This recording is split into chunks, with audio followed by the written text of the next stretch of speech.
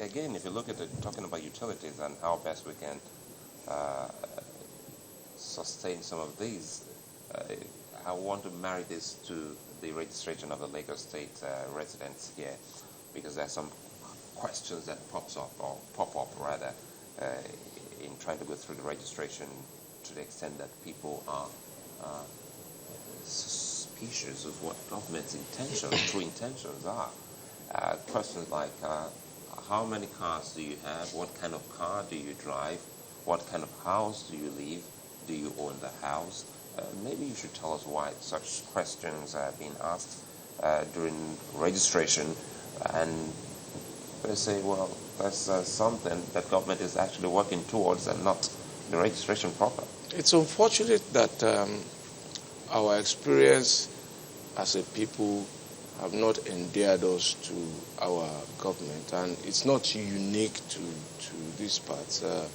But really and truly, as I've said, and I will reiterate, the purpose of the registration exercise is to gather data for planning. Now, if we are going to provide for 21 million people growing incrementally, we must know what kind of needs they have, what kind of services they demand. The data, for example, about cars are indicative to us of the number of vehicles that are going to be on our road. That is the way in order to know the traffic density of the state. In other parts of the country, the last data we had, and we want to test the integrity of that, because we're projecting this now just by vehicle registration. Okay? But that's not enough. We have data of vehicles, we have data of land, we have data of other services that people demand of us. But those data don't tell us, for example, how many children somebody who registers a car has. And if we don't have that data in a seamless way, we can't plan classrooms for those children when they come. Now, we are reducing the overcrowding, but more children are arriving, even as we sit here. So if we don't know how many people are in the childbearing age, for example, how many people have children of what age, how can we project and anticipate ahead? I've told you some of the things that we've done in anticipating what will happen in power. So planning is the key. And once we have this data, you, for example, will be able to predict more realistically how many people you are even broadcasting to. So it will help business, it will help small retailers, it will help big companies, because it's going to be data that is going to be available, subject, of course, to restrictions as to classified information. But we are able to tell you how many people live in one area, how many people are of this age in this area. So that if, for example, you wanted to start a cinema business, you'll probably be able to know in that area how many people are likely, if you do sufficient. Because we go into business oftentimes without any plan. Somebody just takes money from somebody, and somebody gives somebody money, and he says he's running a business. 3 years down the line, that business is gone.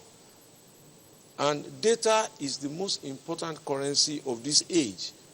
And it will be of the age that we see ahead. And, you know, no central bank prints that currency. People have to get it. And when you look at what you do on your telephone now, it's data. But the day you bought that telephone, there was no contact on it. You loaded all of the data. So if you want to call me, you just need perhaps to search my name.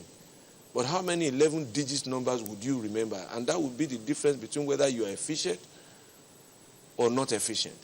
If you have to go through pages every time to make a call, or if you want to load the information into digital and programmable format. And that's what the exercise is all about. And another aspect is transmission, because, I mean, we also spoke about it, and I think Professor Babatunde Raji did say the way it is now, he thinks it should be changed because government handles that aspect. And we did ask him, look, what about the investment in that sector? Because if the generation and distribution invest a lot, at the end of the day, is government investing as much as is required in that sector? Because you don't want investment in generation and distribution surpassing that of transmission, because there will be a problem if that were the case. I honestly wish I could answer that question. Regrettably, that is not my remit.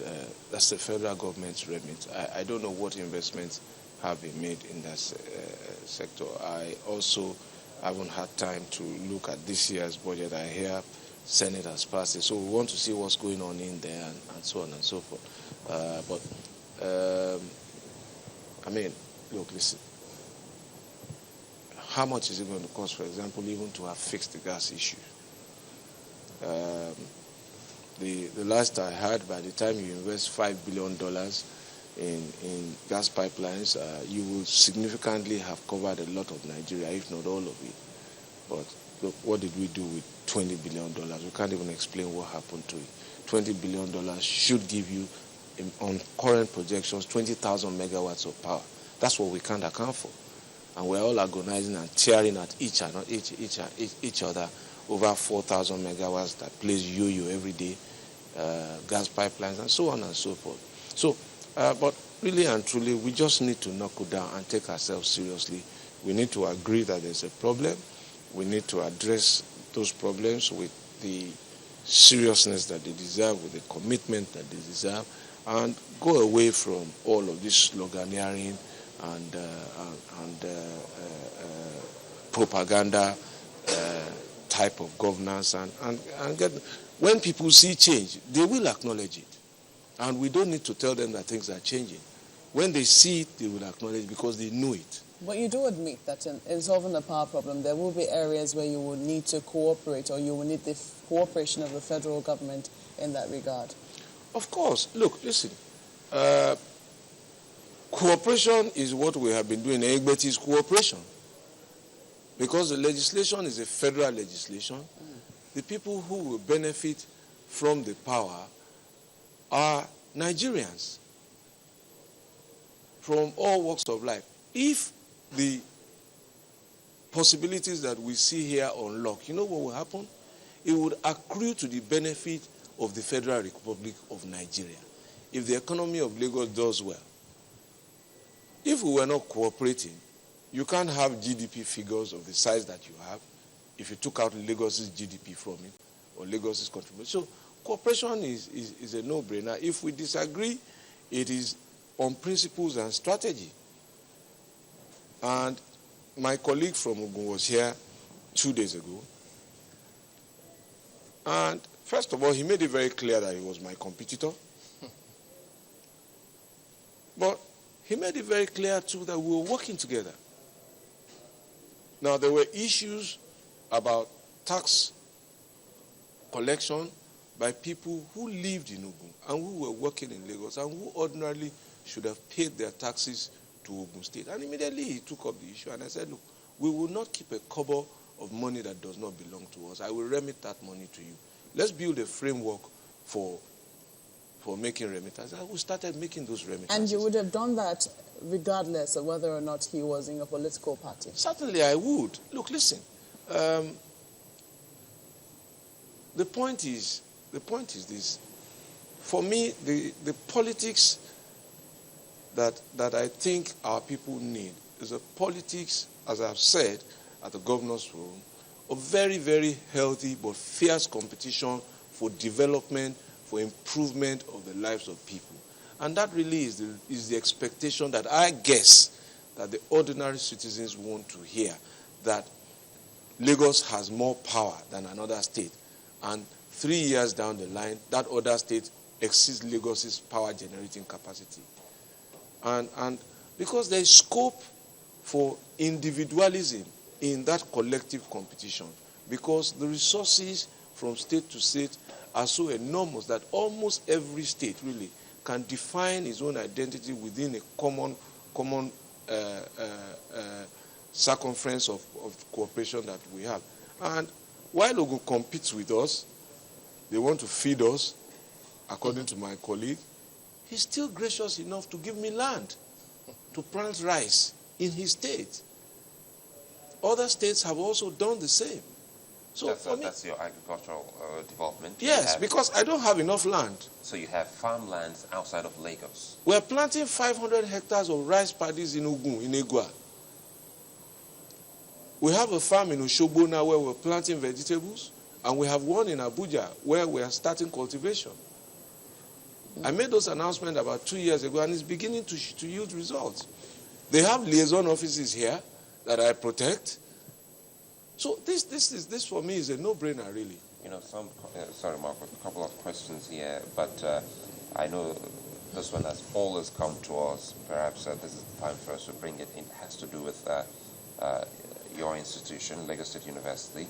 And the question here from Dede is, please ask the governor, why has LASU refused to graduate its part-time students in the last 3 years? And he put the years 2004, 2005 set are yet to graduate.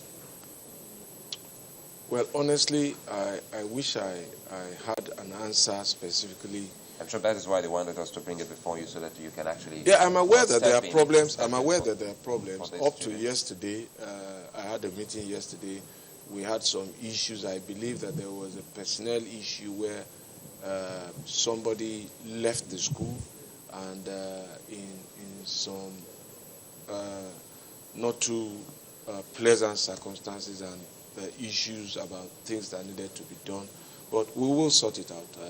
That's the much I can make of a commitment now. And we have a competent team of people there: the Vice Chancellor, members of the Senate and academic community, and of course members of the Governing Council. Things have just spun out of order a little bit, but we'll bring them back under control. Mr. Governor, I do apologize. sorry to interrupt you, but quickly, would you kindly tell us, why toll is still being collected on the Lekki Bridge when that matter seems to have been resolved by a court? I'm sure that you know that there is, we run a court of appellate systems here, and an aggrieved party is entitled by the Constitution to lodge an appeal against a decision that he or she is dissatisfied with up to the Supreme Court, when matters, as it were, can then be said to be finally resolved. And Lagos State government has appealed that judgment, and they have also asked for an order to stay execution of the judgment. And that's the much, and the principles are that when a party is applying that enforcement of a judgment should be stayed, it is technically a suspension of the effect of that judgment until the court determines one way or the other whether that application succeeds. And that's where we are at. So even if the stay had not been granted? It's a technical stay until the stay is decided upon. Okay, but before the appeal was done for the stay, some lawyers thought that there should have been an order for them to hold on with the collection pending when that stay is filed. These things happen rather quickly, I must tell you, and in the days when I was still practicing, if there was a judgment that I was dissatisfied with, I would immediately file a notice of appeal and serve the firm representing the other side. And once they were fixed with notice that I had applied for stay, the principle is clear. They must suspend every action to give effect to the judgment. I know we're out of time, Chamberlain. Very quickly, we have to ask the governor this question. We read in the papers, in the news, even though sometimes you say you don't want to dignify, but is it true your state has been taken over by soldiers? We have invasion by the army? Well, we have incursions onto, we've had this long-standing, I don't know what the problem is with federal government, but it is only Lagos State's land that seems always to draw, because I don't know in any other part of the country where this kind of conduct goes on, but we had an incursion into our construction site in Ilubiri, and I think 2 days ago there was another incursion of soldiers into a construction site at Falomo, where a jetty for public water transportation is being built, and a public car park is being constructed, and so we're getting on. I just find it surprising that in the 21st century that any government or any agent of government or any representative of a government will be involved in such unpatriotic and anti-people conduct. If you have issues with our government, I don't think that the agitation of those issues should inflict pain on people, stop development, really, and if this is politics, then it is very distasteful and poor politics. Well, I have to thank you for coming on. Babatunde Fashola, SAN, is the governor of Lagos, and he's here, and we are also here covering the Lagos Economic Summit. Thank you for coming on this morning. Thank you for having me. All right, then we're back after... No. No. Oh, dear. No, it's actually where we draw the curtains No, we're today. back tomorrow. Yes, but today on this show, we're off. So we thank you for your company. It's been great, but we'll see you tomorrow. Thank you for watching, though. I'm Chamberlain for some. Well, thank you. I'm Maokwe Ogun. Well, many thanks. I'm Sulaiman. Bye now.